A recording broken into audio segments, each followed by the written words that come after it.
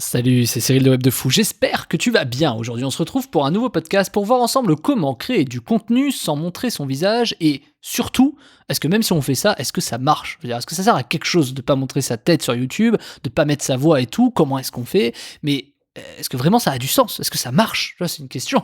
Oui, suffit. Ok, là on va voir si ça marche. Ok, avant ça, tu connais le truc, tu cliques sur le bouton s'abonner, tu vas dans la description, il y a un lien, ça s'appelle Rejoins mes contacts privés. Tu cliques dessus, tu mets ton email et tous les matins tu reçois un podcast à forte valeur ajoutée avec des informations qui vont changer ta vie et ton business, crois-moi. Également dans la description, il y a le lien Telegram. Le lien Telegram, c'est un endroit où je partage beaucoup de choses. Je partage mes projets, ma R&D, c'est-à-dire ma recherche de mes projets, de mes sujets, de mes tout ça, de mes boîtes, je partage mes bilans, je te partage des photos, je partage beaucoup d'audio également supplémentaires sur des idées qui me traversent, des choses. Bref, si tu veux me connaître un peu plus et voir un peu plus qui je suis, je t'invite à rejoindre Telegram. T'as le lien en description, ok? Allez, on y va pour le podcast. Plus tôt dans la semaine, si t'es un fidèle auditeur, j'ai parlé de diaporama, j'ai parlé de jeux vidéo, j'ai parlé de plein de choses, et je me suis dit, ok, j'ai souvent parlé de la voix, tu vois, parce qu'on dit souvent, ok, tu t'es pas obligé de mettre ta tête, mais il y a des gens qui veulent pas mettre leur voix, tu vois, c'est un truc, on l'oublie beaucoup. Bon, faut savoir qu'aujourd'hui, il y a des services. Est-ce qu'il faut forcément mettre sa voix? Non. Il y a des services, il y en a qui sont payants, il y en a qui sont gratuits, qui permettent de mettre la voix de quelqu'un d'autre. Mais le mieux aujourd'hui, je trouve, en tout cas moi les résultats que j'ai eu de manière le plus intéressante, parce que ça permet de faire beaucoup de choses, c'est d'avoir, tu sais, les voix aujourd'hui qui sont liées à l'intelligence artificielle. Il y a beaucoup de choses comme ça. Tout ce qui est par exemple les voix robotiques, tout ce qui est, enfin robotique c'est pas le bon mot, mais tout ce qui est les voix liées à l'intelligence artificielle. Tu sais, comme Alexa, comme Siri, etc. Ce genre de voix, comme Google, je sais plus comment elle s'appelle la voix de Google. Donc ça c'est des trucs qui permettent en fait de lire ton contenu, qui permet de faire en fait ta vidéo, enfin ton contenu plutôt, qui va de faire ton contenu sur YouTube avec un audio. Tu peux rajouter une petite musique de fond et aujourd'hui les voix sont tellement élaborées, enfin je sais pas si tu t'es intéressé au sujet récemment, mais les voix sont tellement élaborées aujourd'hui que des fois tu te poses la question, est-ce que c'est un humain ou un robot quoi? Et ça c'est des trucs, tu vois, qui je pense vont être un nouveau service, c'est-à-dire que demain on n'aura plus besoin tu vois, de payer quelqu'un pour mettre une voix quelque part. Finalement les robots pourront le faire de manière très pertinente. Et un robot, ça coûte pas forcément cher, ou voire même c'est gratuit si tu as des bons outils, des bons trucs, etc. Bon bref. Donc aujourd'hui, pour te dire qu'il y a beaucoup de choses qui peuvent être faites avec de l'intelligence artificielle, notamment des vidéos, des contenus, tu peux faire de la retouche, images, vidéos, tout ce que tu veux, de manière plus ou moins automatique, de manière plus ou moins robotique, de manière plus ou moins réelle ou non, enfin tu vois, t'as quand même beaucoup de possibilités. À l'heure d'aujourd'hui, on a tellement de possibilités, tu vois, j'ai bugué tellement j'ai pas réussi, il y a tellement de possibilités que ça nous noie un peu, tu vois, on sait pas trop par où passer, etc. Alors que, je sais pas, mais l'heure d'aujourd'hui, avec tous les outils qu'on a, toutes les capacités sur Internet, etc., c'est complètement fou. C'est complètement fou, et malheureusement, beaucoup restent derrière, parce qu'ils se bloquent, tu vois, parce qu'ils veulent pas montrer leur visage. Bon, aujourd'hui, il y a des solutions. Ils veulent pas mettre leur voix. Aujourd'hui, il y a des solutions. Ils veulent pas passer 1 heure à créer leur vidéo. Aujourd'hui, il y a des solutions. Ils veulent pas passer 1 heure avec du montage. Aujourd'hui, il y a des solutions. Bon, je vais pas faire tout le truc, t'as compris l'idée, quoi. Donc, en fait, créer du contenu sans montrer son visage, ni même sa voix, ni même créer soi-même son contenu, mais imaginer des processus pour réussir à créer un contenu sans forcément réfléchir à quel contenu on va créer, ça c'est quand même, enfin on arrive à des endroits aujourd'hui, à l'heure où on parle, qui sont complètement fous quoi. Tu vois, tu peux créer des identités, des marques, des machins, c'est ce que moi je fais. Je peux créer des gens, moi je gère une chaîne YouTube où la personne, enfin les gens pensent que c'est juste quelqu'un d'autre quoi. Mais en fait c'est moi, tu vois, c'est ça qui paraît complètement fou. Et donc ça monte très très vite, très très haut, ça fait beaucoup de vues, beaucoup de machins. Mais c'est pour t'expliquer que, ouais, finalement, quand t'as un bon process qui fonctionne et que t'es capable de le faire facilement, en fait le vrai sujet c'est que les choses qui marchent, ce sont celles qui sont simples, rapides et faciles. Et surtout, scalable. Parce que si c'est simple, rapide et facile, tu peux te concentrer finalement sur la scalabilité. Donc la scalabilité, c'est le fait de dupliquer, c'est le fait de faire ça en masse, quoi, tout simplement. Et à partir de là, t'as tout ce qu'il faut, en vérité. Tu vois, c'est bête, mais t'as tout ce qu'il faut. Donc quand t'as tout le process qui est facile, tout ça, et que tu peux le dupliquer, il n'y a aucune raison que derrière tu fasses pas de l'argent. Si tu fais pas de l'argent, c'est vraiment que tu n'y arrives pas et que t'as pas la bonne méthode.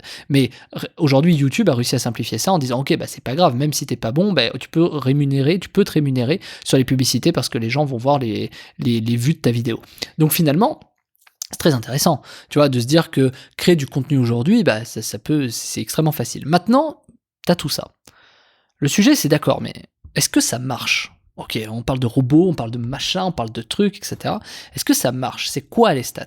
Je vais t'en donner une. Moi, en un an, j'ai réussi à me référencer sur une chaîne en faisant 30 millions de vues sur une chaîne et 220, 24, ça dépend, enfin, ça dépend à quelle heure tu écouteras ce podcast, mais ça monte tous les jours. Et en gros, 200 000, un peu beaucoup plus, mais voilà, 200 000 abonnés, 30 millions de vues.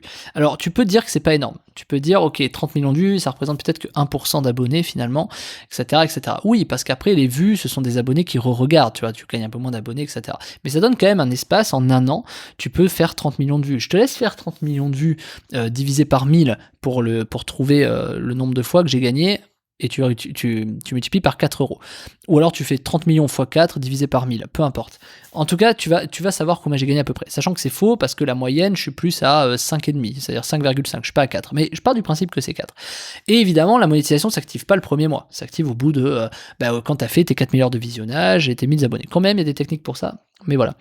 Donc du coup, le truc hyper intéressant, c'est que si tu arrives à avoir ces heures de visionnage et que tu arrives à avoir ces trucs de 1000 abonnés rapidement, derrière, toutes les vues vont pouvoir être monétisées. Tu vois, moi, sur les 30 millions de vues, j'ai finalement monétisé, enfin, en fait, j'ai 32 millions, donc j'en ai monétisé 30. C'est-à-dire, j'ai mis 2 millions de vues pour le faire, parce que ça m'a mis 2 millions de vues pour avoir 1000 abonnés, mais ça m'a pris un mois à peu près.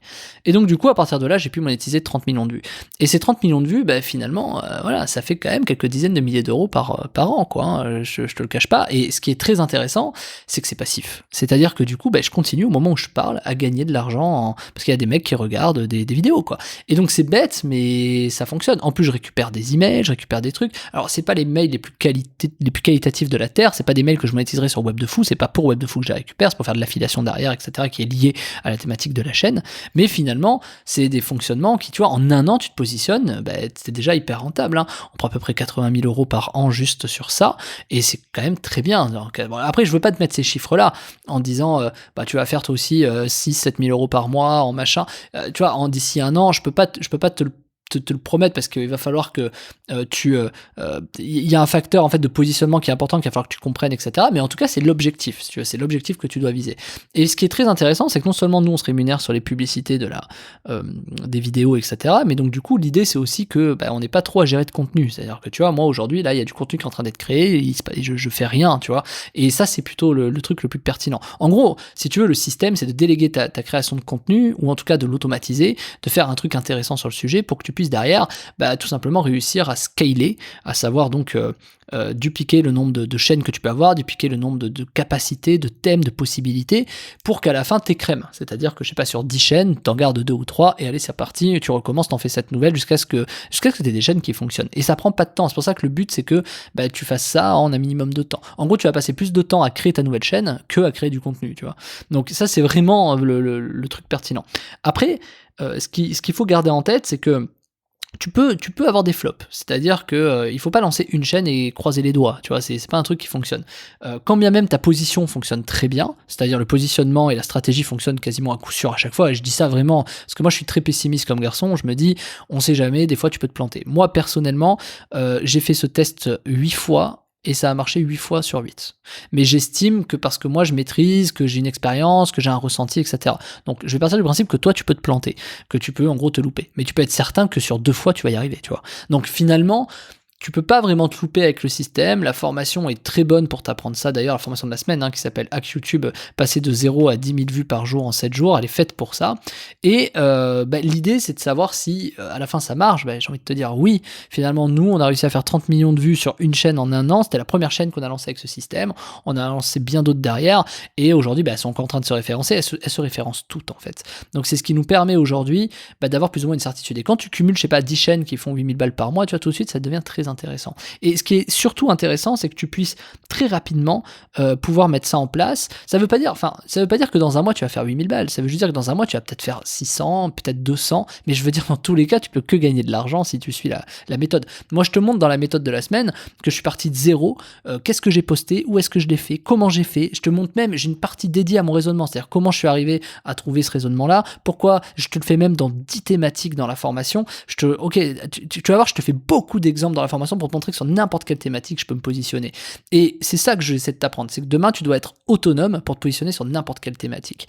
Et finalement, ce qu'il faut comprendre, c'est que une fois que tu sais te positionner, une fois que tu sais créer ton contenu rapidement, bah, en fait, c'est qu'une question de temps pour que derrière, tu y arrives. Après, est-ce que ça va mettre 1 mois ou 3 mois? Ça, malheureusement, ça va dépendre par exemple, du volume de recherche qu'il va y avoir sur un mot. Si tu veux te positionner, par exemple, sur, je sais pas, moi, des trucs de menuiserie, bah, il faut être sûr que ce sur quoi tu vas te positionner, il y a du volume. Tu vois, ça peut paraître bête, mais ça me paraît évident. Donc, il faut trouver, le Graal, c'est de trouver des choses qui ont énormément de volume et où il y a quasiment personne dessus. Et ça, je te montre comment trouver ça, comment trouver ces trucs phares, tu vois, pour y arriver. Ok, donc ça, t'as tout dans la formation de la semaine qui s'appelle Hack YouTube de 0 à 10 000 vues par jour en 7 jours.